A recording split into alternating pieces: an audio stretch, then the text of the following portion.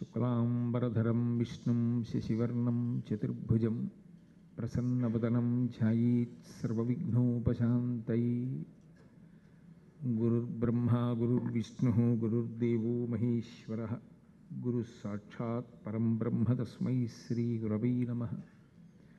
హరి ఓం. పరమేశ్వర స్వరూపైన సభకి నమస్కారం.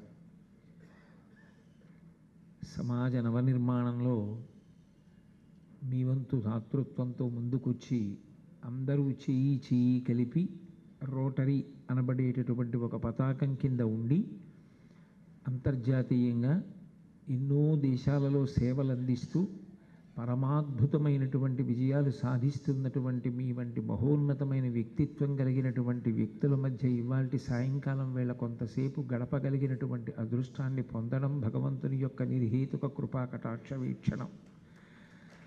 ఎందుచేత అంటే ఇప్పుడు నేను ఒక మహోదయుల పక్కన కూర్చున్నాను. వారు నాతో ఒక మాట అంటున్నారు.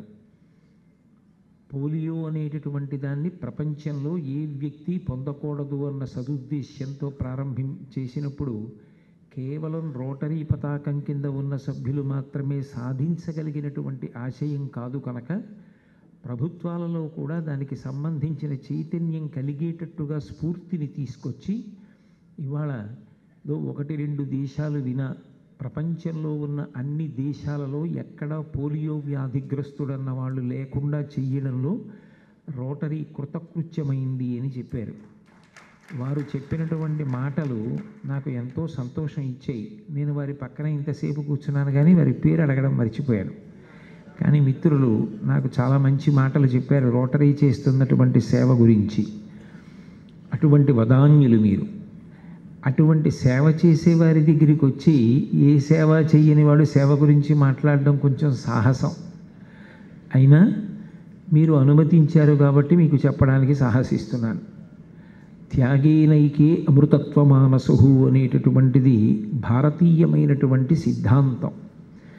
మిగిలినటువంటి ఏ ప్రాణికి కూడా లేనటువంటి లక్షణం ఒక్క మనుష్యుని యందు మాత్రమే ఉంటుంది. అందుకే జంతువునాం నరజన్మ దుర్లభం అని. మిగిలిన అన్ని ప్రాణులలోకి ఉత్కృష్టమైన ప్రాణి ఏది అంటే ఒక్క మనుష్యుడే. ఎందుచేత మనుష్యుడు అంత గొప్పవాడు కాగలిగాడు అంటే రెండు ప్రధాన కారణములు. ఒకటి, అన్ని ప్రాణులలో ఉన్నటువంటి విభూతిని తన కొరకు వాడగలిగినవాడు మనుష్యుడు ఒక్కడే. అన్ని ప్రాణులను కాపాడగలిగినవాడు మనుష్యుడు ఒక్కడే. ఒక ఏనుగు ఉందనుకోండి, ఆ ఏనుగుకి చేపతో ఏమీ సంబంధం ఉండదు. చేపలా మనం ఇద్దామని చేపని చూసి నేర్చుకోవలసిన అవసరం ఏనుగుకు ఉండదు.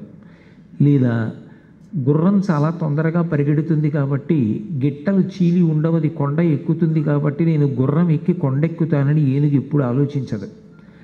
గాడిద బరువు మోస్తుంది కాబట్టి దాని మీద నా బరువు వేసి మోయిస్తానని ఏనుగు ఆలోచించదు.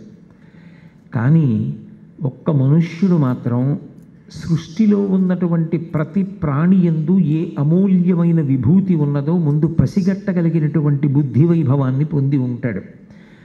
ఒక గుర్రం వేగంగా పరిగెత్తగలదని, ఒక గాడిద బరువు మోస్తుందని, పువ్వు వికసించి సువాసనలు విరజిమ్ముతుందని, ఒక కాయ ఓషధీతత్వంతో ఈ ప్రత్యేకమైనటువంటి పనికి ఉపయుక్తమవుతుందని, ఒక పండుని ఇలా ఆస్వాదించచ్చని, నెమలి ఫలానా ఋతువులో వర్షం వచ్చే ముందు ఆకాశం అంతా నల్లని మబ్బులతో ఉన్నప్పుడు పురివిప్పుతుందని, అది పురివిప్పినప్పుడు మానసికంగా గొప్ప ఉల్లాసం కలుగుతుందని, ఇవన్నీ తెలుసుకోగలిగిన వాడెవరు అంటే మనుష్యుడు ఒక్కడే. తెలుసుకోవడమే కాదు, తెలుసుకున్న కారణం చేత వాటిలో ఉన్నటువంటి విభూతిని అంతటినీ కూడా తన కొరకు వాడుకోగలిగినటువంటి ప్రజ్ఞాశాలి. గుర్రాన్ని వేగంగా వెడుతుంది కాబట్టి ఎక్కి వెళ్ళగలిగిన మనుష్యుడే.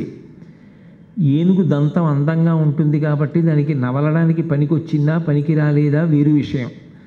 దాని అందానికి పనికొచ్చినా అంతకన్నా నాకు ఇల్లు అందంగా ఉండడం ముఖ్యమని కోసి తెచ్చి బొమ్మ చేయించుకున్న మనుష్యుడే. ఎక్కడెక్కడ సృష్టిలో ఉన్న పదార్థాన్నైనా ఎలా వండుకు తిని శరీరాన్ని బాగా ఆరోగ్యవంతంగా బలవత్తరంగా ఉంచుకోవచ్చో నిర్ణయించుకోగలిగినటువంటి ధీశక్తి కలిగినటువంటి వాడు మనుష్యుడే. ఇన్ని ప్రాణులలో ఉన్నటువంటి విభూతిని మనిషి వాడుకుంటాడు. దేన్ని విడిచిపెట్టవలసిన అవసరం మనిషికి ఉండదు. ఒక కుక్క పెట్టినా పెట్టకపోయినా విశ్వాసంతో బ్రతుకుతుంది అన్న విషయాన్ని ఆధారం చేసుకుని తాను ఊరిళ్ళినా తన ఐశ్వర్యాన్ని ఒక కుక్కని అడ్డుపెట్టి కాపలా కాయించుకోగలడు. కానీ సృష్టిలో ఏ ఒక్క ప్రాణి కూడా మనుష్యుడిలా మిగిలిన ప్రాణుల యొక్క విభూతిని తన అభ్యున్నతి కొరకు వాడుకోవు. అందుకే మిగిలిన ప్రాణుల కన్నా మనిషికి ఒక తేడా ఉంటుంది. మిగిలిన ప్రాణులు మనం అడిగామా అడగలేదా, సద్వినియోగం చేస్తున్నామా దుర్వినియోగం చేస్తున్నామా, మన పరిధిని అతిక్రమిస్తున్నామా, దీనితో సంబంధం లేకుండా తాను ఇవ్వగలిగింది ఇచ్చేస్తుంది. అది దాని లక్షణం అంతే. నేను మీకు ఒక ఉదాహరణ చెప్పాలి అంటే, నేను ఒక చెట్టుని నరకడం కోసం బయలుదేరి వెళ్ళాను అనుకోండి. నేను గడ్డలి పట్టుకుని వెళ్ళినప్పుడు అది ఒక మహావృక్షం, నేను ఒక గంటలో నరకలేనని నాకు తెలుసు. నేను భోజనం కూడా మూట కట్టుకుని పట్టుకెళ్ళి ఆ చెట్టు సగం నరికేసిన తర్వాత చాలా ఆకలేసి పక్కనున్న చెరువులో చేతులు కాళ్ళు కడుక్కుని అదే చెట్టు కింద నేను తెచ్చుకున్న అన్నపు మూట విప్పి ఆ చెట్టు చల్లతనంలోనే అన్నం తిని ఒక్క అరగంట చెట్టు కింద పడుకుని లేచి మిగిలిన చెట్టు నరికేద్దామని పడుకున్నా కూడా ఈ దుర్మార్గుడు ఈ చెట్టు కింద అన్నం తిని నేనిచ్చిన నీడ కింద పడుకుని శక్తి పొంది లేస్తే మిగిలినటువంటి నా భాగాన్నంతటిని నరికేస్తాడు. నేను సమూలంగా కుప్పకూలిపోతాను. అందుకని వీడు అన్నం తినడానికి నీడనివ్వను, వీడు పడుకోవడానికి అవకాశం కల్పించి చల్లతనాన్ని ఇవ్వను అని ఆ చెట్టు అనదు. నేను నరుకుతున్న చెట్టు ఇంకా సగమే మిగిలి ఉన్నా నీడనిచ్చేయడం దాని ధర్మం. సగమే మిగిలి ఉన్నా చల్లతనాన్ని ఇచ్చి నేను అన్నం తింటున్నప్పుడు కాపాడడం దాని ధర్మం. నేను ఏం చేస్తున్నా అది చెయ్యగలిగిన ఉపకారాన్ని అది చేసేస్తుంది. ఓ చిన్న పిందె తింటే వగరగా ఉంటుంది అని అది పండవకముందే నేను మామిడి పిందె కోసేసిన ఊరి దుర్మార్గుడా పండవుతుందిరా రేపు పొద్దున్న, ఎందుకు అలా పిందెలు కోసేస్తావు అని చెట్టు తిరగబడదు. ప్రతి ప్రాణిలో సృష్టి యందు ఉన్నటువంటి విచిత్రం ఏమిటంటే తాను ఇవ్వగలిగినది ఇచ్చేయడమే అది చేసుకెళ్ళిపోతూ ఉంటుంది. సాధారణంగా చాలా చాలా ప్రాణులు తిరగబడడం అనేటటువంటి లక్షణము వాటి యందు ఉండదు. కానీ అన్నిటికన్నా ఉత్కృష్టమైనటువంటి జీవితం కలిగినటువంటి మనుష్యుని యందు సహజమైన లక్షణం ఏమి అంటే దకారం ఉండదు. ప్రజాపతి మాటగా చెప్పాలి అంటే ద అన్వయం అవ్వదు. ద అంటే ఇచ్చుట అని. ఇచ్చుట అన్న మాట మనిషి దగ్గరికి వచ్చేటప్పటికే అన్వయం కుదరదు, ఇవ్వడానికి అంగీకరించడు. పుట్టుకతో అన్నీ అందరికీ ఇచ్చేస్తున్నాడండి, ఇవ్వకుండా స్వార్థం నేర్పడానికి ఏమైనా పాఠశాల ఉంటుందా, శిక్షణా కేంద్రం ఉంటుందా అని వెతుక్కోవలసిన అవసరం ఏ మనిషికి పడదు. కానీ స్వార్థంతో బ్రతుకుతున్నటువంటి వ్యక్తి చేత త్యాగం చేయించడానికి ప్రత్యేకంగా సభలు ఉంటాయి, సమావేశాలు ఉంటాయి, సంస్థలు ఉంటాయి. దానికోసం వాంగ్మయం ఉంటుంది, పెద్దలు నడిచిన త్రోవ ఉంటుంది. తప్ప మనిషికి తనంత తానుగా పుట్టుకతో త్యాగగుణం అబ్బుతుంది అని చెప్పడం చాలా చాలా కష్టం. ఒక చెట్టుని నరికితే కూడా తట్టుకుని ఇవ్వగలిగినటువంటి నీడ మనిషి ఇస్తాడు అని చెప్పడం అంత తేలికైనటువంటి విషయం కాదు, అది సాధ్యం కాదు కూడా. అందుకే వాంగ్మయం అంతా ప్రబోధం ఏం చేస్తుంది అంటే త్యాగేనైకే అమృతత్వమానసు. నిజానికి ఈ భూమి మీద ఒక వ్యక్తి వచ్చిన తరువాత ఈ యుగంలో అయితే శతమానం భవతి, 100 సంవత్సరములు ఆయుర్దాయంతో ఈ భూమి మీద ఉంటాడు. కానీ ఆ తర్వాత కూడా ఒక శరీరంతో ఉంటాడు అంది శాస్త్రం. ఏ శరీరంతో ఉంటాడు అంటే కీర్తి శరీరంతో ఉంటాడు అని. ఆయన భౌతికమైన శరీరం వెళ్ళిపోతుంది, పిండాండము బ్రహ్మాండమునందు కలిసిపోతుంది. కానీ ఆయన ఏ శరీరంతో మిగిలిపోతాడు అన్నప్పుడు కీర్తి శరీరంతో మిగులుతాడు. అందుకే ఇప్పటికీ సంప్రదాయంలో కీర్తిశేషుడు అన్న మాట వాడతారు. అంటే ఆయన అరిగిపోయాడు, ఆయన కరిగిపోయాడు, ఆయన వెలిగి వెళ్ళిపోయాడు. కానీ ఏది మిగిలిపోయింది అంటే ఆయన కీర్తి ఈ భూమి మీద మిగిలిపోయింది. కీర్తిని శేషంగా మిగిల్చి తాను వెళ్ళిపోయాడు. ఆ కీర్తి రూపంలో మనిషి బ్రతికి ఉండడానికి కారణం ఏదవుతుంది అంటే త్యాగమే. ఒకరికి ఇచ్చినది ఏది ఉన్నదో అదే మనిషి కీర్తికి కారణమవుతుంది. ఈ ఇవ్వడము అనేటటువంటి లక్షణం బహుశः ప్రపంచం మొత్తం మీద భారతదేశంలో వెలుగొందినంతగా, దాని యొక్క వైభవం భారతదేశంలో ప్రకాశించినంతగా, ఆ ఇవ్వడం వెనక ఉన్నటువంటి పరమార్థాన్ని భారతీయ ధర్మమునందు చెప్పినంత వైభవోపేతంగా వేరొక చోట చెప్పినట్టు నాకు కనపడలేదు. ఎందుచేత అంటే త్యాగేనైకే అమృతత్వమానసు అన్నది మనకి శాస్త్రాంతర్గతమైనటువంటి వాక్కు. అమృతత్వమును పొందాలి. అమృతత్వము అన్న మాటకు అర్థం, ఒకసారి ఈ శరీరంతో వచ్చేసావు కాబట్టి ఇక మళ్ళీ వేరొకసారి పుట్టవలసిన అవసరం లేకుండా పొందాలన్నా, ఇక వేరొకసారి పుట్టడు కాబట్టి చావవలసిన అవసరం లేకుండా పోవాలన్నా, ఈ ఒక్కసారి పుట్టేశావు కాబట్టి ఇదే ఆఖరిసారి శరీరం విడిచిపెట్టడం కావాలన్నా, జనన మరణ చక్రం నుంచి విడుదల పొందాలన్నా, అన్నిటికన్నా ప్రధానమీది నీకున్నది నువ్వు వేరొకరి అభ్యున్నతి కొరకు ఇచ్చుట. వ్యక్తిగా నీ దగ్గర ఏదున్నదో దానిని సమిష్టి యొక్క ప్రయోజనము కొరకు దానము చెయ్యగలిగినటువంటి వాడై ఉండాలి. సేవ అన్న మాటకు అర్థం ఏ ప్రతిఫలాన్ని అపేక్షించకుండా, ఇది నా ధర్మం, నేను చెయ్యవలసినటువంటి అవసరం ఉంది సమాజానికి అని గుర్తించి, భగవంతుడు ప్రతివారికి ఏదో ఒక విభూతిని ఇస్తాడు. ఏ విభూతిని ఇవ్వకుండా ఉండడం అనేటువంటి మాట లోకంలో ఉండదు. ఆ విభూతిని ఇచ్చిన తరువాత అది ఎప్పుడు ఎక్కడ ఎలా వెలుగుతుంది అన్నది చెప్పడం మాత్రం సాధ్యం కాదు. ఒక్కొక్కరి యందు ఒక్కొక్కసారి ఆ నిప్పు రవ్వ పైకి లేస్తుంది. లేచిన తరువాత అది ఎంత శాశ్వతమైన కీర్తికి వెడుతుంది అంటే చెప్పలేం. ఇప్పుడు ఒకప్పుడు మహాత్మా గాంధీ గారి దగ్గరికి వెళ్ళారు వినోబా భావే గారు. సమాజ సేవ చెయ్యాలనుకుంటున్నాను అన్నారు.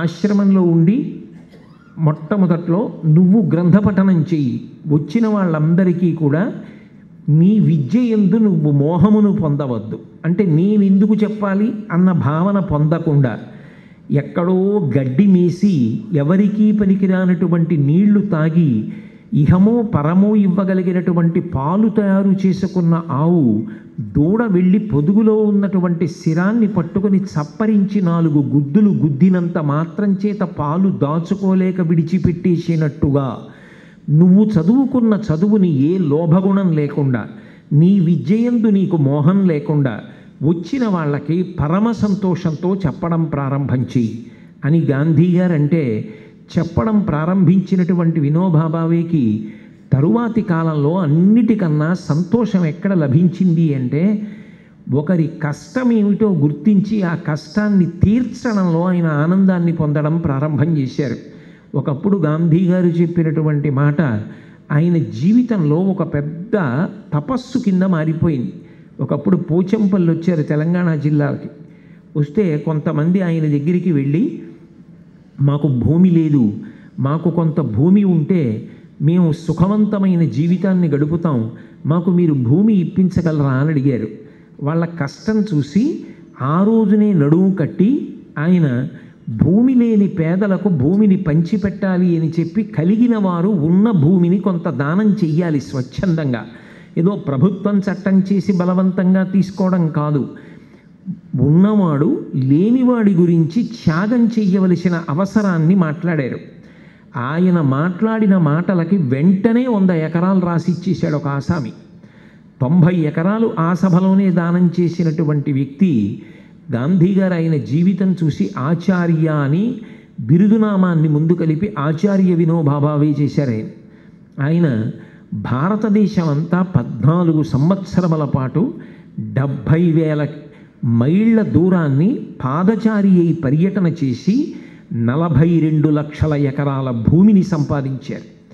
ఒక్క రూపాయి ఖర్చు పెట్టి కాదు, వెళ్ళిన చోటల్లా ఒక వ్యక్తికి కొన్ని 100 ఎకరాలు ఉండడం, చాలామందికి అంగుళం భూమి కూడా లేకపోవడం ఎంత ప్రమాదకరమైన విషయమో, ఉన్నవాడు దానం చెయ్యకపోవడం ఎంత ప్రమాదకరమైన విషయమో, చిట్ట చివరికి ఆ వ్యక్తి జీవితం ఎంత ప్రమాదకరమైనటువంటి పోకడకి వెళ్ళిపోతుందో ఆయన చేసినటువంటి ప్రసంగాలు ఇంచుమించుగా 70,000 ప్రసంగాలు చేశారు అని.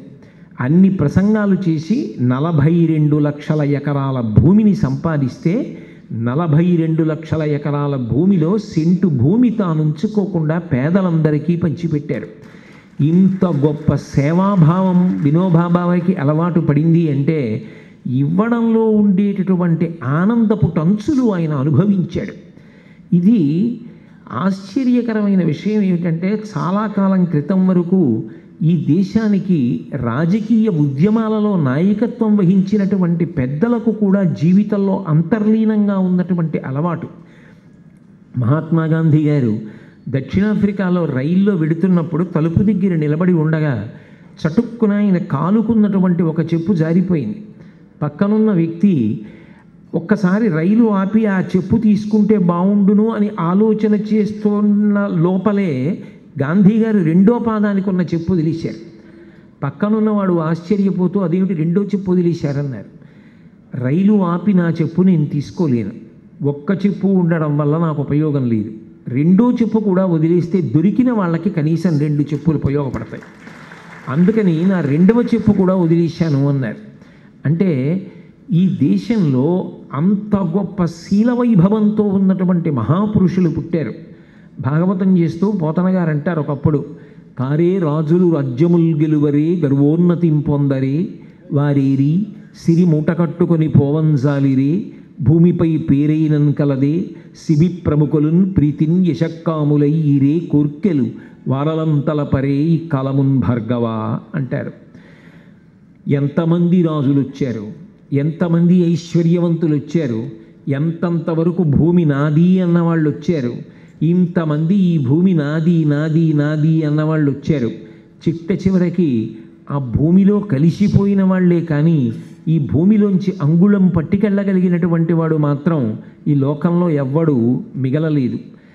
ఎవరు శాశ్వతమైన కీర్తితో మిగిలిపోయారు అంటే త్యాగము చెయ్యడం వచ్చిన వాడెవరో, తనకున్నదాన్ని సమాజం కోసం వెచ్చించగలిగినటువంటి ప్రజ్ఞాపాఠవాలు పొందినటువంటి వాడెవరో వాడు మాత్రమే అమృతత్వాన్ని పొందాడు. ఆయన మాత్రమే కీర్తి ప్రతిష్టలతో నిలబడిపోయాడు. ఎందరో రాజులు వచ్చారు, ఎందరో రాజులు వెళ్ళిపోయారు, ఎవరి పేర్లు ఎవరికి జ్ఞాపకం ఉంటాయి. కానీ దానము అనేటప్పటికీ, తనకున్నది ఇవ్వడము అనేటటువంటి మాట వచ్చేటప్పటికీ శిబి చక్రవర్తి యొక్క పేరు జ్ఞాపకానికి తెచ్చుకుంటారు. ఎవరు శాశ్వతమైన కీర్తిని పొందారు అంటే ఎవరు దానం చేసి తన పేరుని సుస్థిరం చేసుకున్నారో వాడు మహానుభావుడై స్మృతి పథంలో నిలబడిపోయాడు. అందుకే నిజానికి ఇవ్వడమే గొప్ప, దాచుకోవడం తనది కాదు. మనిషి సహజంగా ఒక లక్షణాన్ని పొంది ఉంటాడు. ఏమా లక్షణం అంటే నాదిగా ఉండిపోవాలి.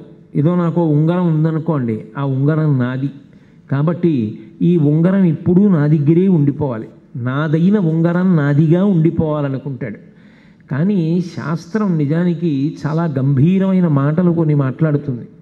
నేను ఏదో కష్టపడి ఓ ఇల్లు కట్టాననుకోండి, ఆ ఇంటి ముందు నిలబడి నేనే కట్టానండి అంటాను.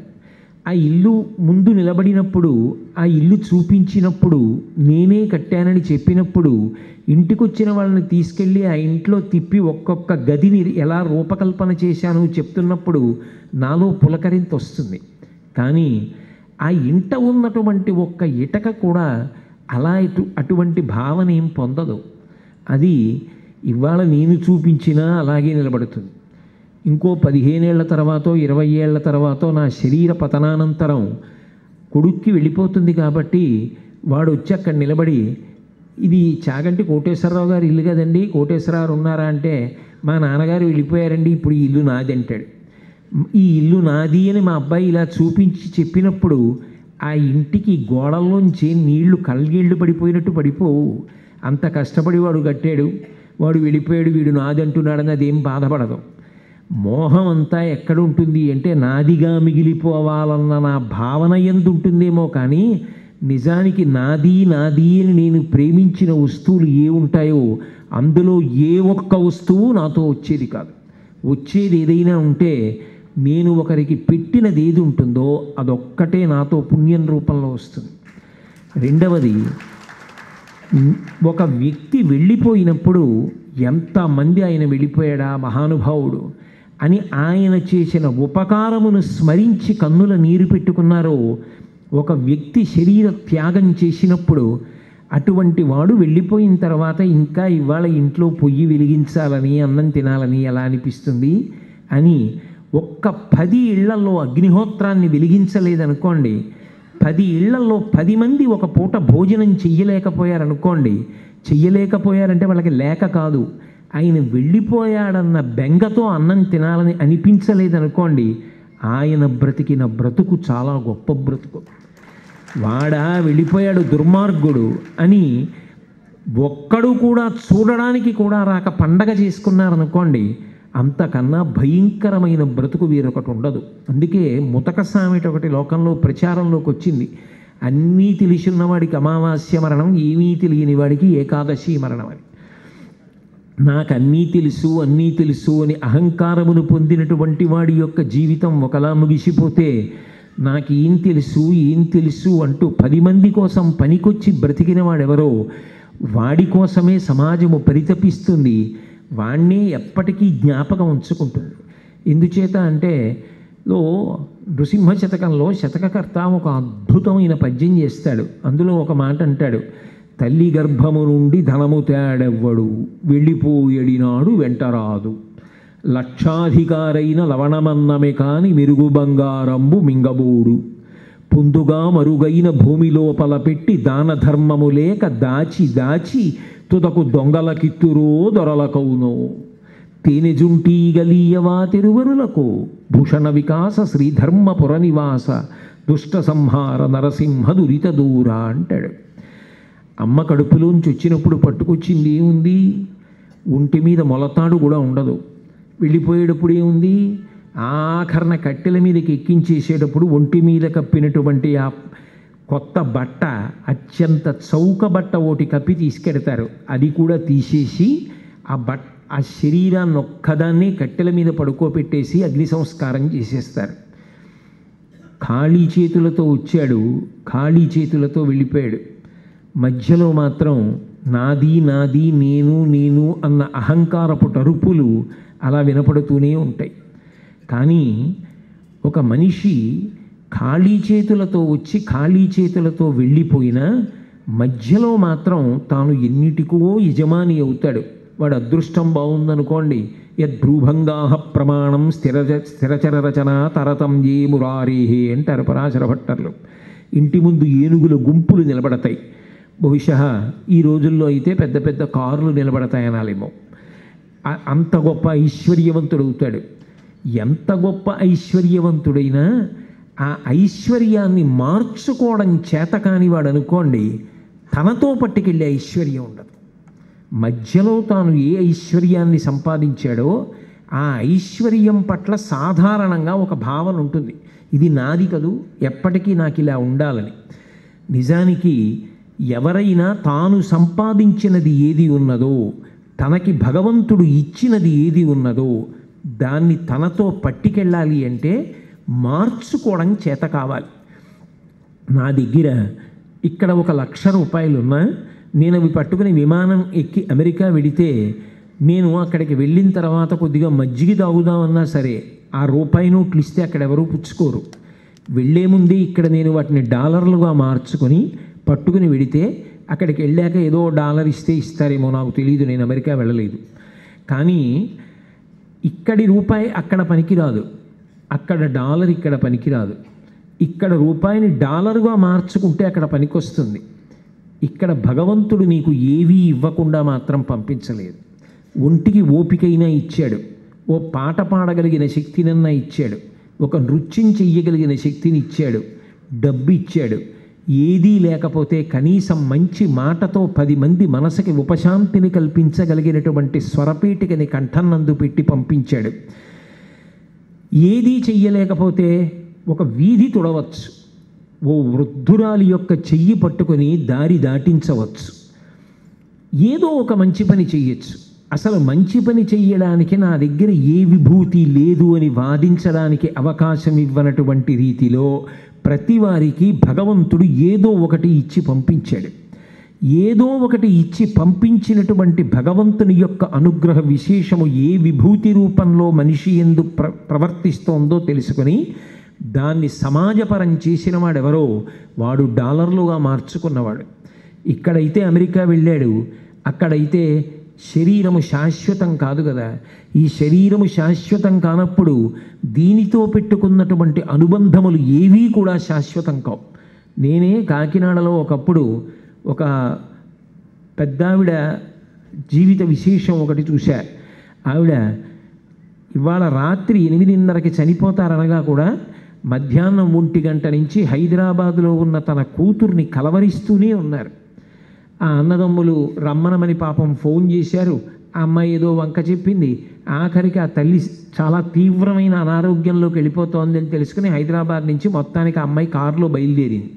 ఈవిడ సంధిలోకి వెళ్ళిపోతూ తెలివి తప్పిపోతూ కూడా ఆ పిల్ల గురించి ఏడుస్తూ కన్నుల నీరు పెట్టుకుని కళ్ళు తెరిచి ఆ పిల్ల వచ్చిందేమో అని చూస్తూ ఉండేది.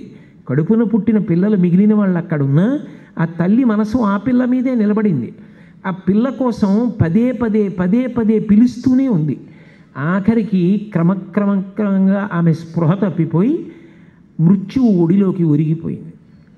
పెద్ద నిద్రకు మాగన్ను పెట్టువేళ అంటాడు శ్రీనాథుడు. అలా ఆమె పెద్ద నిద్రలోకి జారిపోయింది. ఆమె పెద్ద నిద్రలోకి జారిపోయిన 2 గంటలకి ఈ కూతురు వచ్చింది. కూతురు వచ్చి అమ్మా అమ్మా అమ్మా అని ఏడుస్తూ ఆ తల్లిని పట్టుకుంది. నేను ఆశ్చర్యపోయింది ఎక్కడంటే అంత బాధతో అంత నిప్పితో ఉండి మధ్యాహ్నం 1 గంట నుంచి ఆ కూతురు కోసం అంత పలవరించినటువంటి ఆ తల్లి ఒక్కసారి ఊపిరి విడిచిపెట్టి తీయలేదు, తీసి విడిచిపెట్టలేదు. మృత్యువు కన్నా సన్నిహితంగా ఎవరుంటారు? ఆ తరువాత ఆ కూతురు వచ్చినా ఆమె పలకలేదు. ఒకసారి శరీరం విడిచిపెట్టిన తరువాత ఇక్కడి అనుబంధములన్నీ అంతే. కింవానీన ధనీన వాజికరిభిప్రాప్తేన రాజ్యేన కింవా పుత్ర కళత్ర మిత్ర పశుభిర్దేహేన గేహేన కిం జ్ఞాతైతక్షణభంగురం సపతిరోత్యాద్యం మనోదూరత స్వాత్మార్థం గురువాక్యతో భజ భజ శ్రీపార్వతీ వల్లభం అంటారు శంకర భగవత్పాదులు. ఆఖరికి దీనికి ఇన్ని ఫెయిర్ అండ్ లవ్లీలు రాసి దీన్ని దోమ కుడుతుందని ఆల్అవుట్ పెట్టి మంచి మెత్తటి పరుపు మీద పడుకోబెట్టి తలగడ కింద తలగడ పెట్టి బయట వేడిగా ఉంటే ఏసీ వేసి బయట లోపల చల్లగా ఉంటే ఫ్యాన్ కట్టి రొజాయి కప్పి ఇంత కష్టపడి నాది నాది నేను నేను అని చూసిన ఈ శరీరమే కల్లరి బొమ్మయో కాయమ్ములల్లా అన్నట్టుగా అగ్నిలో కాలిపోతుంటే జీవుడొక్కడు లేచి నిలబడి చూస్తాడు అని మహాభారతం అనుశాసనిక పర్వం. అప్పుడు వెంటొచ్చేది ఏమిటి అంటే కింవానీన ధనీన వాజికరిభిప్రాప్తేన రాజ్యేన కిం. ఒక్క 116 ఇద్దాం అనుకున్నానే, వెట్టి చాకిరీ చేస్తూ ఒక పిల్ల నెత్తి మీద పెద్ద బండ పెట్టుకుని పసిపిల్ల, ఇంకా మాడు కూడా మెత్తతనం పోని పిల్ల, బండ ఎత్తుకు తిరుగుతున్న పిల్లకి చదువు చెప్పించడానికి 116 ఇద్దాం అనుకున్నాను. ఆ ఒక్క పని వెనక్కి పెట్టా 3 రోజులు పోయాక ఇద్దామని. అది పూర్తి చేయకుండా వచ్చేసానే, కొడుకు ఇస్తాడా 116 అని వెంపర్లాడితే కుదురుతుందా ఇక మళ్ళీ ఇవ్వడం శరీరం వదిలిపెట్టాక? కాబట్టి కురుపుణ్య మహోరాత్రం అంది శాస్త్రం. నువ్వు ఇవ్వడం అనేటటువంటి విషయం దగ్గరికి వచ్చేటప్పటికి మాత్రం దానికి సుముహూర్తాలు లేవని చెప్పింది. దానికి ముహూర్తాల కోసం ఆలోచించకు, దానికోసం పంచాంగం చూడకు. ఎందుకనంటే పంచాంగం ముహూర్తాన్ని చెప్తుందేమో, ముహూర్తం వరకు నువ్వుంటావో ఉండవో పంచాంగం చెప్పదు. అందుకే కురుపుణ్య మహోరాత్రం, ఒక మంచి పని చెయ్యడానికి, ఒకరికి ఏదైనా ఇవ్వడానికి, ఒకరికి ఉపకారం చెయ్యడానికి ఇది రాత్ర ఇది పగల అని ఆలోచించవద్దు అంది. అందుకే వేదం ఒక ఆశ్చర్యకరమైన విషయాన్ని చెప్పింది. ఉత్కృష్ట ప్రాణులు అని 3 ఉంటాయి. ఇందాక వడ్లమాని వారు మాట్లాడుతూ ఒక అద్భుతమైనటువంటి మాట అన్నారు. బహుశా నేను ఆయన చెప్పిన మాట మళ్ళీ యథాతథంగా సరిగ్గా చెప్పగలిగితే, God gives better elbow to few people అని, బలమైనటువంటి మోచెయ్యి ఉన్నవాళ్ళు అన్నారే ఆయన. వేదం ఉత్కృష్ట ప్రాణులు అని 3టిని పిలిచింది. అందులో ఇవ్వడాన్ని దృష్టిలో పెట్టుకుని ఆ మాట అంది. పుచ్చుకుంటే 2 అంచెలు, ఇచ్చేస్తే 1 అంచెలో ఇస్తాయి. ఏనుగు చూడండి, చేత్తో ముందు పట్టుకుంటుంది, దాని చెయ్యి కరము, తొండమే చెయ్యి, ముందు చెరుకు కర్రని చేత్తో పట్టుకుంటుంది, నోట్లో పెట్టుకుంటుంది, 2 అంచెల్లో తింటుంది. కోతి పట్టుకుంటుంది, నోట్లో పెట్టుకుంటుంది. మనిషి చేత్తో పట్టుకుంటాడు, నోట్లో పెట్టుకుంటాడు. ఇచ్చేయవలసి వచ్చిందనుకోండి, ఏనుగు ఒకసారి ఇలా ఇచ్చేస్తుంది. రెండంచెల్లో ఇవ్వదు. పుచ్చుకుంటే రెండంచెలు, ఇస్తే ఒక్కంచె. అంటే నువ్వు పుచ్చుకునేటప్పుడు ఆలోచించు, ఇచ్చేటప్పుడు ఇచ్చేసేయి. మళ్ళీ ఇచ్చేస్తే అని ఆలోచన చేయకు. ఇచ్చేస్తే అని దీర్ఘం తీసావా, సముద్రం వస్తుంది అందులో. అంత ఇవ్వలేకపోవచ్చు. రూపాయి దగ్గర మొదలుపెట్టింది 5 పైసల దగ్గర పూర్తయిపోవచ్చు, లేదా ఆ తర్వాత ఇప్పుడోకి కూడా వెళ్ళిపోవచ్చు. సత్యనారాయణ వ్రత కథలో 3వ అధ్యాయంలాగా. అందుకని అక్కడ వరకు చూడకుండా ఇవ్వవలసి వస్తే వెంటనే ఇచ్చేసి అని చెప్పడం కోసమని, ఒక అంచెలో ఇవ్వగలిగినటువంటి ప్రాణి ఏదో అది గొప్పది. అందుకే భగవంతుడు ఇవ్వడం అనేటటువంటి దాని వెనక అంత గొప్ప విషయాన్ని పెట్టాడు. అసలు జీవితంలో సంస్కారం అంతా దేని కొరకు అంటే త్యాగబుద్ధితో ఒకరికి పెట్టడం కోసమే ఉంటుంది. ఎంత తపస్సు చేశాడన్న దానికన్నా, ఎంత చదువుకున్నాడన్న దానికన్నా, ఇన్ని విషయాలు తెలిసిన్నవాడన్న దానికన్నా, ఎంత తెలివైన వాడన్న దానికన్నా, పక్కవాడి కోసం ఎలా బ్రతుకుతాడన్నదే కీర్తికి గీటురై. మా తూర్పుగోదావరి జిల్లాలో, మా తూర్పుగోదావరి అనడం తప్పేం కాదు, నేను అక్కడ ఉంటున్నాను కాబట్టి అదో సంతోషం. మా తూర్పుగోదావరి జిల్లాలో పీగన్నవరంలో డొక్కా సీతమ్మ గారు ఉండేవారు, మహాతల్లి. ఆవిడేం పెద్ద శాస్త్రాధ్యయనం చేయలేదు. ఇంటికి వచ్చిన వాళ్ళకి అన్నం పెట్టకుండా పంపేది కాదు ఆవిడ. ఆఖరికి ఇంటికి వచ్చిన వాళ్ళు ఏమీ తినకుండా, అమ్మ భోజనం చేసి వచ్చామమ్మా, మేము ఏమైనా పెడితే తినలేము, వద్దు తల్లి అంటే, ఆరోగ్యానికి మంచిది కొంచెం నాకి వెళ్ళండి అని చేతికి చింతకాయ పచ్చడి రాసి నాకమనేవారు ఆవిడ.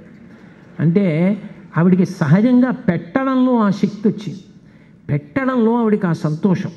అయితే పెట్టుకుంటూ వెళ్ళిపోతే ఎక్కడి నుంచి వస్తుంది? ఆవిడ కూడా ఒకప్పుడు నిర్ధనురాలైపోయింది. భర్త గారికి చెప్పి బాధపడింది. యథార్థంగా జరిగిన సందర్భం. నేను ఇప్పటికీ డొక్కా సీతమ్మ గారు ఒకప్పుడు ఉండి అన్నదానం చేసినటువంటి ఆ ఇంటి దగ్గరికి వెళ్ళి చూసి అక్కడ నిలబడి నమస్కారం చేసి వస్తూ ఉంటాను. భర్త గారి దగ్గరికి వెళ్ళి బాధపడింది. అంత ధనం అయిపోయింది, కానీ ఇంటికి మాత్రం డొక్కా సీతమ్మ గారు అన్నం పెడతారని వచ్చే వాళ్ళ సంఖ్య పెరిగిపోతోంది, ఎలా పెట్టడం అని. ఆ రోజు పొలానికి వెళ్ళి వాళ్ళ భర్త గారు గుణపం పెట్టి భూమిలో తవ్వితే అప్పటి వరకు ఎప్పుడూ లేని కంగుమని శబ్దం వచ్చింది. చూసేటప్పటికి లంకె బిందెలు దొరికాయి. ఆ ఐశ్వర్యంతో ఆ కుటుంబం చాలా కాలం అన్నదానం చేసింది.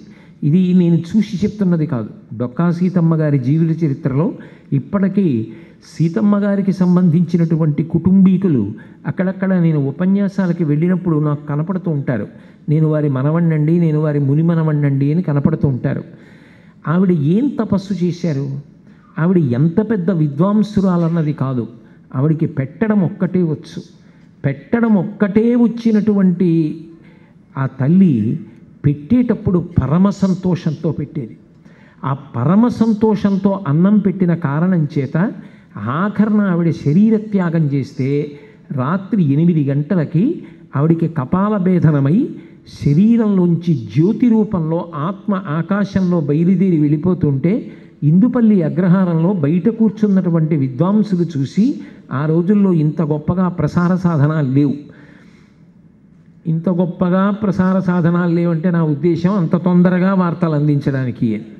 కాబట్టి ఆ వెళ్ళిపోతున్నటువంటి జ్యోతిని చూసి ఆ విద్వాంసులు అనుకున్నారు, ఎవరో ఒక మహానుభావుడి శరీరం వదిలిపెట్టాడు, జ్యోతి రూపంలో వెడుతోంది అని. ఆ మరునాడు వాళ్ళు దినపత్రికలో చదివారు, డొక్కా సీతమ్మ గారు అదే సమయానికి శరీరం వదిలిపెట్టారు అని. అంటే ఒకరికి పెట్టడం వచ్చినటువంటి తల్లి యొక్క శరీరములో ఉన్నటువంటి ఆత్మజ్యోతి కొన్ని కోట్ల మంది చూడ్డానికి వీలుగా, ఒకప్పుడు భగవాన్ రమణుల యొక్క శరీరంలోంచి ఆత్మజ్యోతి బయటికి వచ్చి అరుణాచలానికి గిరి ప్రదక్షిణం చేసి పర్వతంలోకి వెళ్ళిపోయినట్టే, ఆమెలో ఉన్నటువంటి జ్యోతి ఆకాశ మార్గంలో ప్రయాణం చేసి ఇందుపల్లి అగ్రహారం మీదుగా వెళ్ళింది అంటే పెట్టడం వచ్చిన వాడు ఎంత శాశ్వతత్వమును పొందుతాడు అన్నదానికి అంతకన్నా గొప్ప ఉదాహరణ లోకంలో ఎక్కడుంటుంది? దాచుకోవడం చేత కాదు మనిషి అమృతత్వాన్ని పొందేది, ఒకరికి పెట్టడం చేత అమృతత్వాన్ని పొందుతాడు. అది అన్ని వేళలా ఐశ్వర్యమే కానక్కర్లేదు. భగవంతుడు ఒక్కొక్కరికి వాగ్విభూతినిస్తాడు. తనకిచ్చిన వాక్కు చేత 10 మందికి శాంతినివ్వగలిగితే అంతకన్నా గొప్ప విషయం లోకంలో ఇంకొకటి ఉండదు. మీరు చూడండి, శ్రీరామాయణంలో అంత వేదం చదువుకున్నవాడు రావణాసురుడు తన మాటల చేత బ్రతికుందామనుకున్న సీతమ్మని ఉరిపోసుకుని చచ్చిపోయేంత స్థాయికి తీసుకెళ్ళాడు. ఏం ఉపయోగం? ఎంత గొప్ప మాటలు వస్తే మాత్రం ఏం ఉపయోగం? ఎంత చదువుకుంటే ఏం ఉపయోగం? అవతల వాణ్ణి చావు దాకా తీసుకెళ్ళింది ఒకరి మాట. చచ్చిపోదామని ఆవిడ ఉరిపోసుకోవడానికి సిద్ధపడుతుంటే శిశుపా వృక్షం మీద కూర్చొని రామకథ చెప్పి మంచి మాటలు మాట్లాడి మళ్ళీ ఆవిడ బ్రతకాలన్న కోరిక కలిగేటట్టుగా ప్రవర్తించిన వారు స్వామి హనుమ. ఎవరి గురించి చెప్పుకుంటాం? రావణాసురుడి గురించి చెప్పుకుంటామా? హనుమ గురించి చెప్పుకుంటామా? ఆయనే చెప్పారు ఒకప్పుడు సుందరకాండలో, తతోమయా వగ్విదధీన భాషిత శివాభిరిష్టాభిరభిప్రసాదిత జగామ శాంతిం మమ మైథిలాత్మజ తవాపి శోకేన తథాపి పీడిత అన్నారు. నేను నా మాటల చేత సీతమ్మకు శాంతినిచ్చాను. చనిపోదామనుకున్న సీతమ్మ బ్రతికింది అని చెప్పారు. భగవంతుడు ఏది ఇవ్వకపోయినా మాటనిచ్చాడు. ఆ మాట చేత 10 మంది మనసుకి శాంతి కల్పించవచ్చు. ఒకరికి ఎంత ఉన్నది అన్నదాన్ని బట్టి ఇవ్వడం ఉండదు, మనిషి మనసుని బట్టి ఇవ్వడము అన్నది ఉంటుంది. భాగవతంలో రంతిదేవోపాఖ్యానం ఉంటుంది. రంతిదేవోపాఖ్యానంలో ఆయన చాలా రోజులు ఉపవాసం ఉన్న తర్వాత అంత పాయసాన్నం దొరికింది. ఆ పాయసాన్నం తిందామనుకుంటున్నాడు. ఎవరో వచ్చి, అంతకన్నా ఎక్కువ రోజుల నుంచి ఉపవాసం ఉంటున్నాను, ఆకలితో నకనకలాడిపోతున్నాను, నాకు ఆ పాయసాన్నం పెట్టమన్నాడు. ఇచ్చేశాడు ఆయన. ఆ తర్వాత నీళ్ళు ఒక్కటే ఉన్నాయి. ఆ నీళ్ళు ఇలా నోట్లో పోసుకోబోతున్నాడు. దాహంతో సంక్షోభం అయిపోతోంది, అసలు నిలబడట్లేదు శరీరం. ఆ నీళ్ళు ఇచ్చి పుణ్యం కట్టుకోమని ఎవరో వచ్చాడు. రంతిదేవుడు చెప్పిన మాట పోతన గారు భాగవతాన్ని ఆంధ్రీకరించినప్పుడు ఇచ్చిన శైలి ఈ జాతి సంస్కృతికి పట్టాభిషేకం చేసింది. అయ్యో అంత దాహంతో ఉన్నావా, ఇవిగో తీసుకో నీళ్ళు అనాలి. అలా అనలేదు రంతిదేవుడు. అన్నము లేదు, అంత బాధతో ఉన్న నీకు అన్నం పెట్టలేకపోతున్నాను, అందుకు ఏడిచాడు రంతిదేవుడు. ఏది లేదో చెప్పాడు, ఏది ఇస్తున్నాడో దాన్ని గొప్పగా చెప్పల. అన్నము లేదు, కొన్ని మధురాంబువులున్నవి త్రావుమన్నా రావన్న ఎల్ల శరీరధారులకు ఆపద కలిగిన వారి ఆపదల్ క్రందన మాన్పి శుభంబులు చేయుట కంటే నుండు మేలున్నదే నాకు దిక్కు పురుషోత్తముడొక్కడి సొమ్ము పుల్కసా అంటాడు.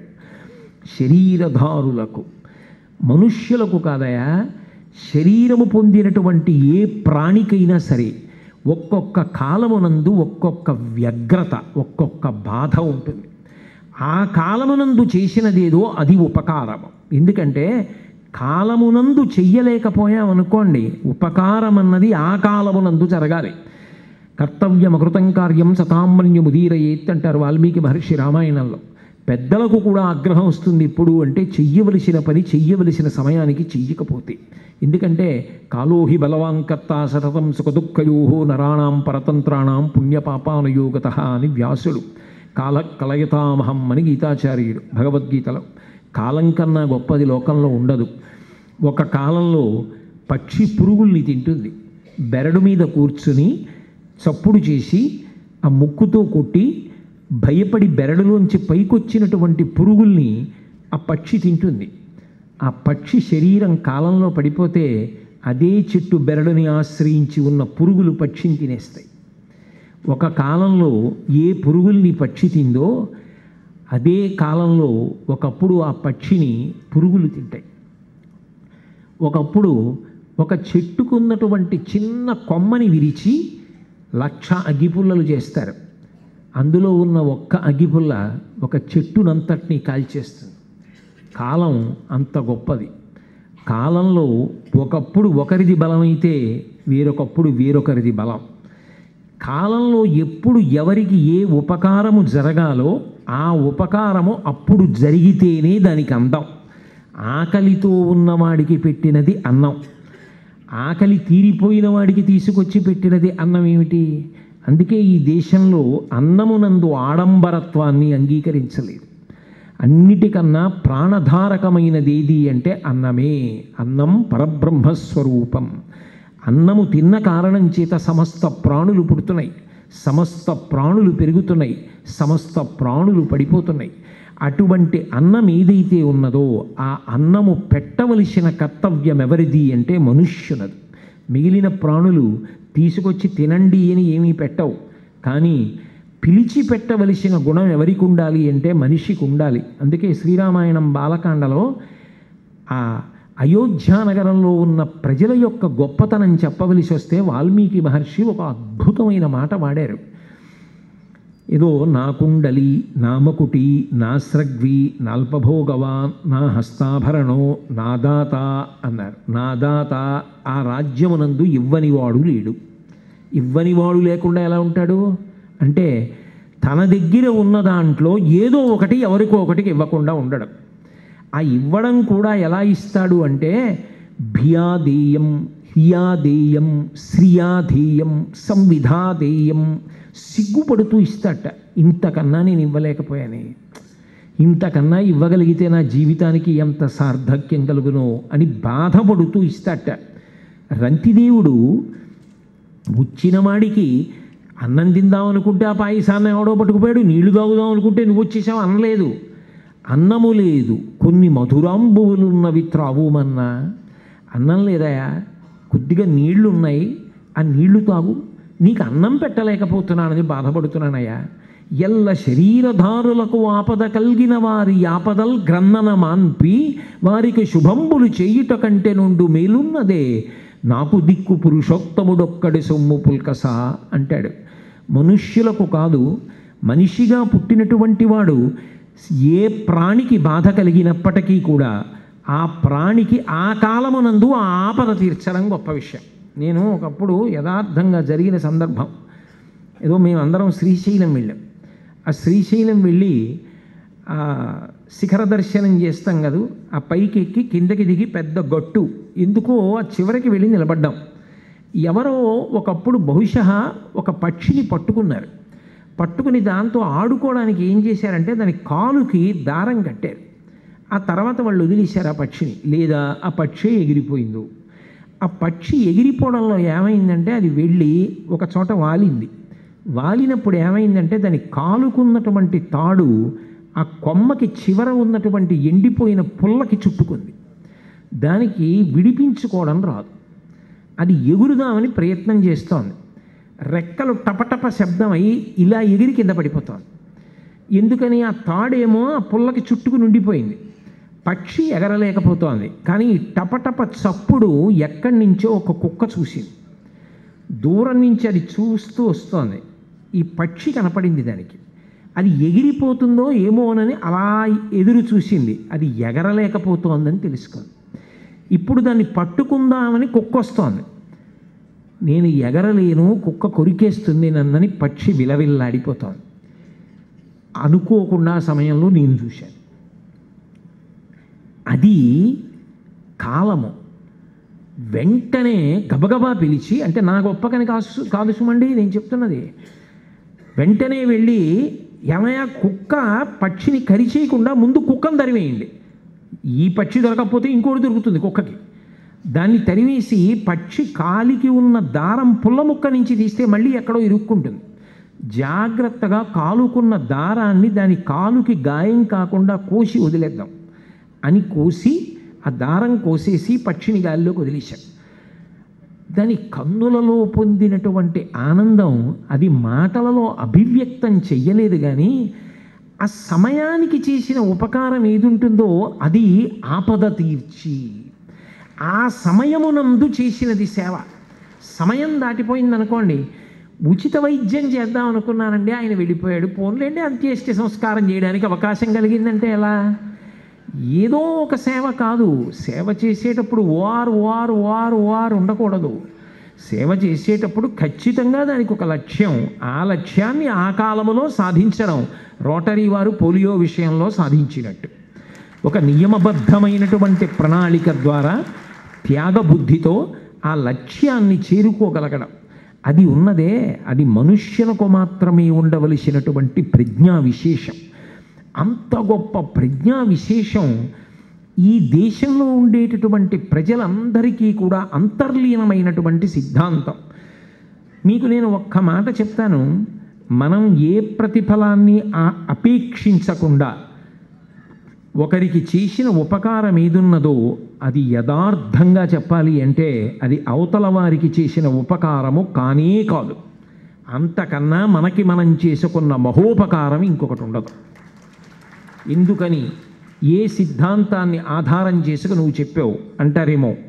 మీ అందరికీ తెలుసు, నేను తెల్లవారి లేస్తే సనాతన ధర్మాన్ని ప్రాతిపదికగా మాట్లాడడానికి అలవాటు పడిన వ్యక్తిని. నా భార్య నిజమే, నాకు ప్రేమ ఉంటుంది, ఉండవలసింది, దాని కొరకు కొంత దాచాలి. బిడ్డలు, వాళ్ళ కోసం కొంత దాచాలి. నా తల్లిదండ్రులు, వాళ్ళని నేను చూడాలి. కానీ వీళ్ళందరితో పాటు నిజానికి సంబంధము తెగనివాడు ఒకడు ఉన్నాడు నాకు. వాడెవరంటే నాలో ఉన్న జీవుడు. ఆ జీవుడు ఇవాళ ఈ తొడుగు వేసుకున్నాడు. కోటేశ్వరరావు అని పిలవబడేటటువంటి ఈ తొడుగులో తిరుగుతున్నాడు వాడు. ఎందుకంటే శంకరులు ఒక ప్రశ్న అడుగుతారు, కాతే కాంత, సంసారమునకంతటికీ మూలమై నేను మా ఆవిడ నేను మా ఆవిడ నేను మా ఆవిడ అని అంత దాచి ఎవరికీ పెట్టకుండా తిరుగుతున్నావే, ఎవరు మీ ఆవిడ అని అడిగారు. ఎవరు మా ఆవిడ ఏమిటి? మా అత్తగారు మామగారి బిడ్డ. ఓ, మీ అత్తగారు మామగారి బిడ్డ అయితే మీ అత్తగారి మామగారికి ఎక్కడి నుంచి వచ్చింది? మా అత్తగారి కడుపులోంచి వచ్చింది. మీ అత్తగారి కడుపులోకి ఎలా వచ్చింది నాకెలా తెలుసు అని కోప్పడతావేమో. కస్తే పుత్ర, పోనీ నీ భార్య ఎలా వచ్చిందో నీకు తెలియదు, నీ కొడుకు ఎలా వచ్చాడు? నా కొడుకు కోసం, నా మనవడి కోసం, నా ముని మనవడి కోసం ఈ అవసరాలు నిజానికి జంతువులకి లేవు. దానికి బట్ట కూడా అక్కర్లేదు. దాని బిడ్డ అన్నం తినడం వస్తే చాలు వదిలేస్తుంది. నాకు మనవలు, ముని మనవలు, ఇను మనవలు ఎంత దాచాలి? కాగితాల కరెన్సీ ఉన్నందుకు దాని వెనక గుణం ఏమిటో మోడీ గారు చెప్పబట్టి సరిపోయింది. కానీ ఎంత దాచాలి? దాచి దాచి దాచి తుదకు దొంగలకిత్తురో దొరలకవునో. ఆఖరికి ఎప్పుడో రద్దని 2 అక్షరాలు వచ్చేటప్పటికీ ఎన్ని రక్తనాళాలు చిట్లిపోవాలి. ఇందుకు వచ్చిన అల్లరి. ఆఖరికి నువ్వు ఇంత కష్టపడి దాస్తున్నావు కదా, కస్తే పుత్ర, నీ కొడుకు ఎక్కడి నుంచి వచ్చాడు చెప్పు. పోని నాకే తెలీదు నా కొడుకు ఎక్కడి నుంచి వచ్చాడు.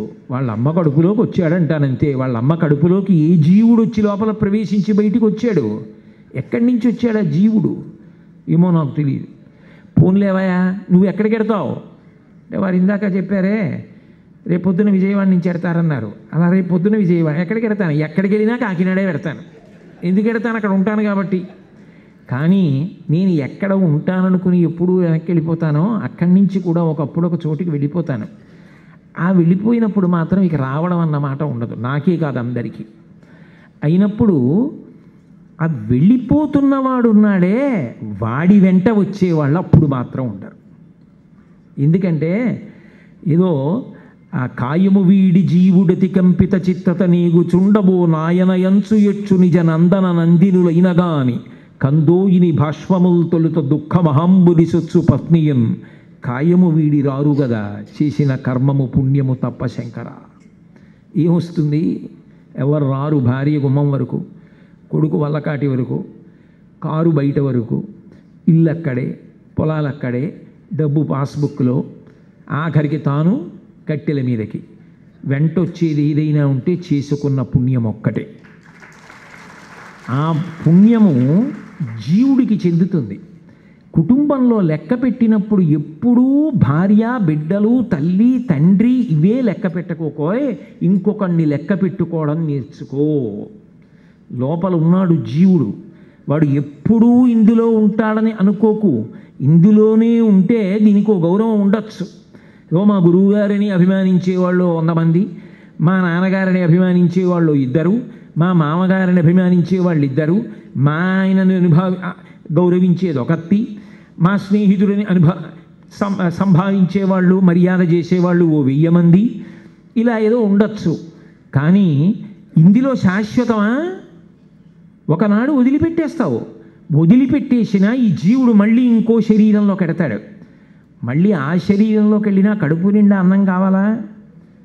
దాహం వేసినప్పుడు నీళ్లు కావాలా? కట్టుకోవడానికి మంచి బట్టలు కావాలా? అప్పుడు కూడా సౌఖ్యం కావాలా? 10 మందిలో మర్యాదగా నేను జీవించాలన్న కోరిక ఉంటుందా? అప్పుడు జీవుడు ఇవన్నీ తీర్చుకోగలిగిన శక్తిని ఎక్కడి నుంచి పొందుతాడు? శంకర భగవత్పాదుల కనకధారా స్తోత్రమే దానికి ప్రాతిపదిక. ఈనాడు ఇలా పెట్టడం రాకపోతే ఇలా పెట్టినా ఈశ్వరుడికి అక్కర్ల. ఇలా పెట్టినది ఏదైనా ఉందా నాకు చెప్పు. నేను ఇలా పెట్టింది ఏదన్నా ఉంటే అదొక్కటే నా జీవుడితో వస్తుంది.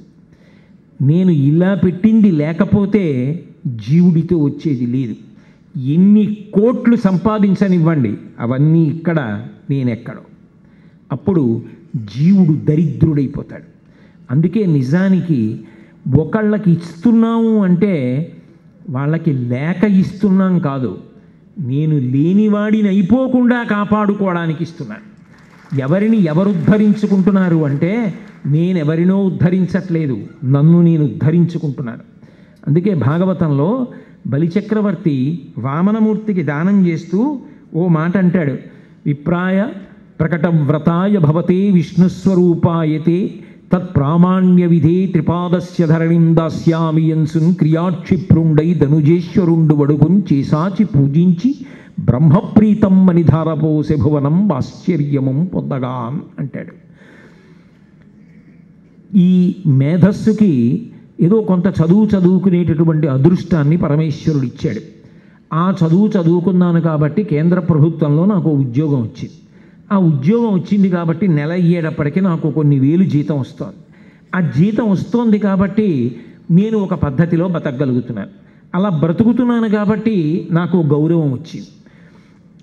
ఈశ్వరుడు నాకు ఆ బుద్ధి బలాన్ని ఇవ్వలేదనుకోండి, ఆ ఉద్యోగం లేదనుకోండి, అంత నేను సంపాదించలేననుకోండి, ఇంత వైభవం ఎక్కడి నుంచి వస్తుంది? ఆ బుద్ధి వైభవం ఏదైతే ఉందో అది నేను తెచ్చుకున్నది కాదు. ఒకడు గొప్ప గాయకుడు అయ్యాడంటే సనాతన ధర్మ వైభవంలో అది వాడి పూర్వజన్మ పుణ్య విశేషం. ఒకడొక గొప్ప వాద్యకారుడు కాగలిగితే అది వాడి పూర్వజన్మ పుణ్య విశేషం. ఒకడు గణపతి స్థపతి కాగలిగారు అంటే, మహాశిల్పి అయ్యారైనా అంటే ఆయన పూర్వజన్మ పుణ్య విశేషం. ఈ జన్మలో నువ్వు ఇలా ఎవరికి ఏది ప్రయత్నపూర్వకంగా వినయంతో, గౌరవంతో, మర్యాదతో, సంతోషంతో, ముదంతో, ఆనందంతో ఇచ్చావో, ఇంతకన్నా నా జీవితానికి సంతోషం ఏమిటని పెట్టినది ఏది ఉన్నదో అది వెంటనే ఇక్కడ రూపాయి డాలర్గా మారి అమెరికాకి పనికొచ్చినట్టు పుణ్యంగా మారి ఉత్తర జన్మలుగా పనికొస్తోంది. ఎవరికి పనికొస్తోంది? నా జీవుడికే పనికొస్తోంది. అంటే నిజానికి నేను ఒకరిని కాదు ఉద్ధరిస్తున్నది, నన్ను నేను ఉద్ధరించుకుంటున్నాను. అందుకే జన్మజన్మలకు దరిద్రుడు కాకుండా ఉండాలి అంటే తన జీవుణ్ణి తాను కాపాడుకోవడానికి ఒకే ఒక్క మార్గమేమి? తాను ఇచ్చుటయి. తాను ఇవ్వగలిగినది ఇచ్చిన వాడెవడో వాడు అంతవరకు తనదిగా శాశ్వతంగా తన జీవుడి ఖాతాలో వేసుకుంటున్నాడు. అలా ఇవ్వకుండా దాచుకున్నవాడెవరో ఏమో, ఆ తర్వాత ఏమవుతుందన్న దాని మీద భాష్యాలు అక్కర్లేదు. రోటరీ క్లబ్ వారికి కావలసింది ఎంతవరకు అంటే ఇవ్వడం వలన వచ్చేటటువంటి ఫలితాన్ని వినడానికి సిద్ధపడినటువంటి ప్రాజ్ఞత కలిగిన వారు, ఇవ్వకపోతే ఏమవుతుందో తెలుసుకోవాలని కుతూహలం ఉన్నవారు కాదు. కాబట్టి నేను ఇవ్వడం వరకు చెప్తే చాలు. కాబట్టి అందుకని దానము ధర్మము అని 2 మాటలు వచ్చాయి. అందుకే మీరు చూడండి, ఈ దేశంలో అన్నిటికన్నా గొప్ప విశేషం ఇది. అన్నిటికన్నా గొప్పగా ఎవరిని కీర్తిస్తారు అంటే ఎవడు ఏదైనా ఇవ్వడానికి సిద్ధపడ్డాడో వాణ్ణే గౌరవిస్తారు తప్ప తీసుకెళ్ళి అదే పనిగా దాచుకుందామన్న లక్షణం ఉన్నవాడు, అన్నీ నేను అనుభవిద్దాం అనుకున్న లక్షణం ఉన్నవాడు ఎవరున్నాడో వాళ్ళని రాక్షసుల కింద పరిగణించారు. హిరణ్యకశిపుడు, హిరణ్యాక్షుడు అంటారు. హిరణ్యాక్ష హిరణ్యకశిపులు అన్న మాటలకు అర్థం ఏమిటో తెలుసా? ఒకడు అక్షి సంబంధం. అక్షి సంబంధం అంటే ఏదైనా ఒక మంచి వస్తువు కనపడింది అనుకోండి, అది నాదైపోవాలి, నీ తెచ్చేసుకోవాలి. అది వాడుకున్నానా వాడుకోలేదా వేరే విషయం, అది నాదైపోవాలి. ఇంకొకడు కసిప్ అంటే పరుపు, వాడుకోవడం. ఇంకొకటి లక్షణం ఏమిటి? వీడికి నచ్చింది అది వేరొకడు వాడుకోవడానికి వీల్లేదు, వీడే వాడుకోవాలి. స్వార్థమునకు మించినటువంటి రోగము ఇంకొకటి లేదు, త్యాగమును మించినటువంటి పుణ్యము ఇంకొకటి లేదు. అందుకే ఎప్పుడూ కూడా చిత్తశుద్ధి కలగడానికి, ఒకరికి పెట్టడానికి నేనేదో ఇస్తున్నానని ఆలోచించకయా ఆలోచించేటప్పుడు ఒక్కటి జ్ఞాపకం పెట్టుకో, నువ్వు చేస్తున్నది నీ కొరకే. ప్రపంచంలో తన మీద తనకి ప్రీతి కన్నా ఇంకొకరి మీద ప్రీతి ఉంటుందన్న మాట చెప్పడం సాధ్యం కాదు. దీనికి వేదాంత శాస్త్రంలో ఒక ఉదాహరణ చెప్తారు. ఒక వ్యక్తి ఒక చంకలో కొడుకుని ఒక చంకలో భార్యని పట్టుకుని నదిలో కొట్టుకుపోతున్నాడు. ఏదో కష్టపడి ఈత కొడుతున్నాడు. ఎంతసేపు కొట్టగలడు ఆయన మాత్రం పాపం? వాస్తవిక దృష్టితో ఆలోచించండి. మళ్ళీ అలా ఉంటుందా అని దాని మీద చర్చా వేదికలు పెట్టకూడదు. ఏదో 2 చంకల్లో 2 పిల్లల్ని పట్టుకుని ఈత్తున్నాడు. ఈదగలిగినంత ఈదాడిక ఈదలేననిపించింది. ఏదో కుడి చంకలో భార్య మిగిలితే మళ్ళీ కొడుకు పుడతాడులే అని వదిలేశాడు. వదిలేసి భార్యని పట్టుకుని ఈత్తున్నాడు. ఏదో ఈదగలిగినంత ఈదాడు. ఇక రెక్కలు ముక్కలైపోతున్నాయి, ఈదలేకపోతున్నాను అనుకున్నాడు. ఓన్లే ఇంకో దేశంలో మళ్ళీ భార్య దొరకపోతుందా అని వదిలేశాడు. తన ప్రాణాన్ని అది తనంత తాను పోవాలి తప్ప ఆఖరి క్షణం వరకు ఇదేడు. తన మీద తనకి మమకారం లేనివాడు లోకంలో ఎక్కడ ఉండడు. అందుకే ఇవ్వవలసి వచ్చినప్పుడు ఏది జ్ఞాపకం పెట్టుకోమని చెప్పిందంటే శాస్త్రం, నేను వాడికి ఇస్తున్నాను కాదు, నా కొరకు నేను ఇచ్చుకుంటున్నాను. ఇది నా ఆత్మోద్ధరణము. ఉద్ధరేణ ఆత్మానాత్మానం. నన్నెవరో ఉద్ధరించరు, నన్ను నేను ఉద్ధరించుకోవాలి. నన్ను నేను ఉద్ధరించుకోవడానికి కురుపుణ్య బహోరాత్రం. ఎప్పుడు ఎక్కడ అవకాశం వస్తే అక్కడ చెయ్యి. అన్ని వేళలా ఒక్కడివి చెయ్యలేవు. ఆకలేసింది, అన్నం ఒక్కడివి తినగలవు. పల్లకి పట్టుకోవాలి, ఒక్కడివి పట్టుకోలేవు. నలుగురు కావాలి. ఒక్కడికి పోలియో రాకుండా పోలియో డ్రాప్స్ వేయించగలవేమో. ప్రపంచంలో ఎవరికీ రాకూడదని నీకు మంచి ఆలోచన ఉంది, నువ్వు ఒక్కడివి చేయలేవు. రోటరీ పతాకం కిందకెళ్ళి చెయ్యి కలుపు. బాలకార్మికులుగా ఉన్నటువంటి వాళ్ళు, చిన్న పిల్ల నెత్తి మీద బండ మోస్తున్న బొమ్మ చూస్తేనే నాకు కడుపులో చెయ్యి పెట్టి దేవినట్టు అనిపించింది. ఆ పిల్ల చదువుకుని రేపు పొద్దున్న డాక్టర్ అవ్వాలి. అలాంటి వాళ్ళు వేల మీద ఉన్నారు. వాళ్ళందరూ బాగుపడాలి. చెయ్యి కలుపు రోటరీతో. ఎన్నో మంచి విషయాలు ఇష్టాపూర్తములు అంటారు. ఒక్కడిగా చెయ్యగలిగినవి చెయ్యి. నీ ఇంటికి అతిథొచ్చాడు, అన్నం పెట్టు. నువ్వు గుడికెడుతుంటే ఆకలితో ఉన్న బిడ్డ కనపడింది, ఓ 10 రూపాయలు ఇయ్యి. కానీ పెద్ద పెద్ద సమస్యలు నువ్వు ఒక్కడివే చెయ్యలేనిది ఇంటికొక పువ్వు అయితే ఈశ్వరుడికి ఒక మాల. పెద్దలైన వారు ముందుండి నడిపిస్తున్నారు, వాళ్ళ వెనక అండదండగా నిలబడు. నీకున్నది నువ్వు దానం చెయ్యి. వాళ్ళ చెయ్యి పట్టుకో. ఇంతమంది మనం కలిసి ఉన్నాం. యావత్ ప్రపంచంలో కొన్ని వందల దేశాల్లో ఈ రోటరీ పతాకం ఉన్నది. దీని కొరకు ఏ అధికారమును అపేక్షించి కాదు. అందరం కలిసి మనం ఎవరు ఆ అవసరం ఉన్నారో వారిని ఉద్ధరిద్దాం. ఇంతకన్నా దీనజన సేవ, ఇంతకన్నా పుణ్యకార్యం ఎక్కడుంటుంది?